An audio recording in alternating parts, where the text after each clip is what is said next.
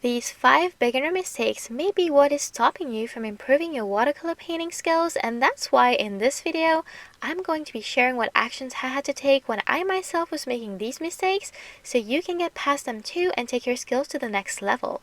I'll be doing the speed painting of a realistic watercolor eye as I get into these topics, so I invite you to sit back and relax. Hi, I'm Françoise. Welcome to my channel. I made all the mistakes I'm going to talk about. I have learned from them and grown my skills, but since not all of us go through exactly the same process and react differently to challenges, there's a chance you don't feel exactly the same about everything. However, I have noticed a lot of people experience these 5 as well, so I hope this video will help and inspire you if you're struggling with watercolors, if you're a beginner and you feel lost, or if maybe you've hit a plateau with your skills. The number 1 mistake is to give up too soon or just give up altogether. A little bit of background here since I went through this one and it hit me hard when I first started. I bought my first watercolor supplies back in 2017 because I felt attracted to how different and relaxing watercolor looks from many other mediums, and right from the start I had high expectations. I knew watercolor is not easy to master or even just get used to for beginners, mainly because of water control. But naturally, and maybe that has been your case as well, I imagine it was not going to be as hard as they say it is because I was already used to drawing. If you take a look at my older videos on YouTube, you will see colored pencils, pastels, and graphite drawings. I felt comfortable with those, so I thought watercolor would come easy to me, and I also thought that painting was going to be extremely relaxing, more than any other medium that I ever tried, since I had heard and still hear a lot of people say that looking at watercolors mixing together and move around is very calming. I'm not saying watercolor is not relaxing, don't get me wrong on that. What I mean to say is that when I picked up my paintbrushes and got started, I realized painting with watercolors wasn't going to be as easy as I thought it was.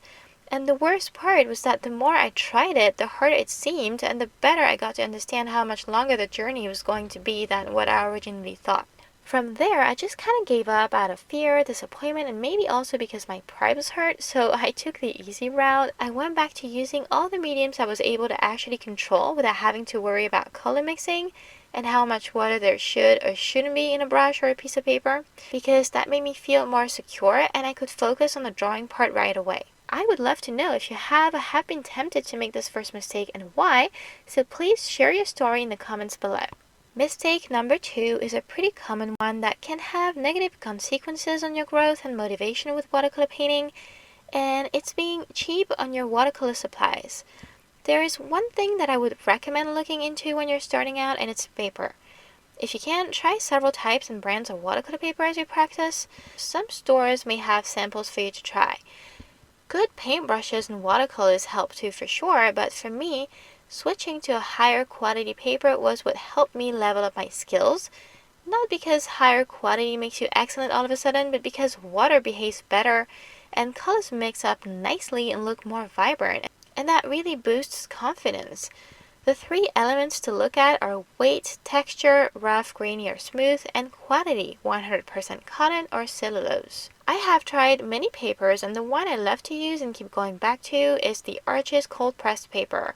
Probably because it is a heavyweight paper with a grainy texture, and it's 100% cotton, and that for me has worked pretty well.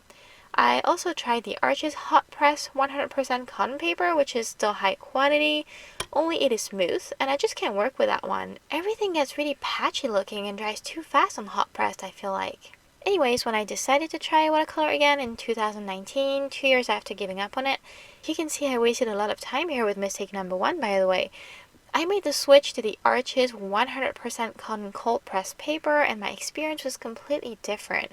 I liked my paintings better and found it easier to work with a medium when everything was wet. Watercolor just felt more fun. So soon after that, I switched back to another type of paper I still had from my first beginnings, thinking I had gotten so much better and feeling adventurous. I remember I wanted to paint a background and practice on gradients, and the outcome was just awful with the patchiness, the blooms, and the brush strokes even showing. When I painted that same background again on the Arches cold pressed, Then I clearly saw the difference and understood how important paper is when I saw that my colors were vibrant again, I had a smooth gradient, and I had a better painting experience. So it really comes down to what you're going to feel more comfortable with. That's why I recommend you to try a bunch of papers and compare them, especially if you like to use that wet and wet technique, which requires the use of a lot of water and could be trouble on the wrong paper.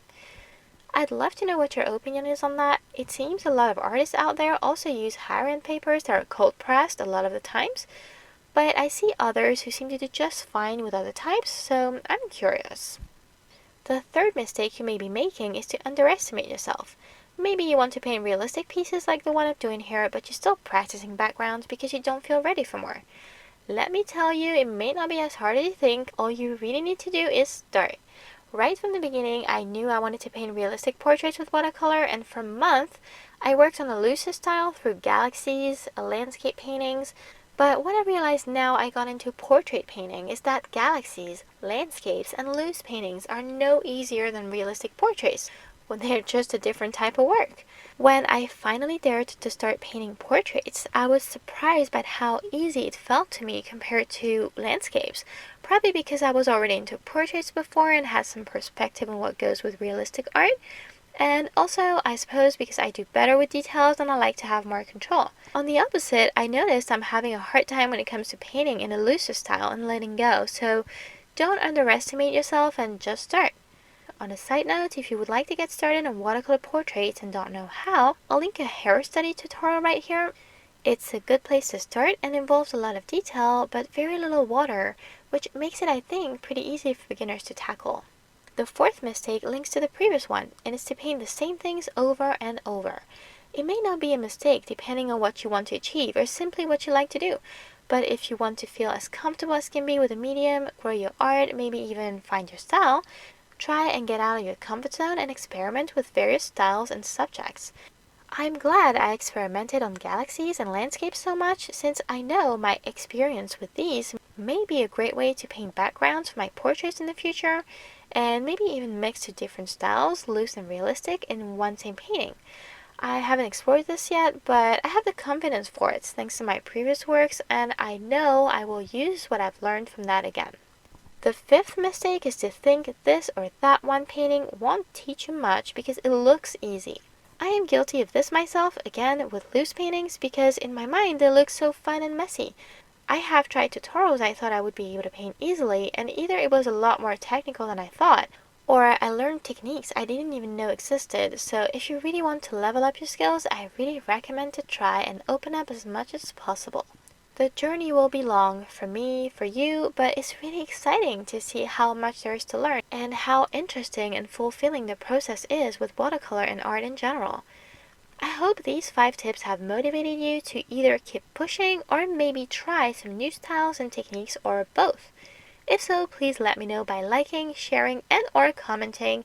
And don't forget to subscribe and hit the notification bell to see more of my tips for watercolor. Thank you so much for watching this video, and see you in the next one.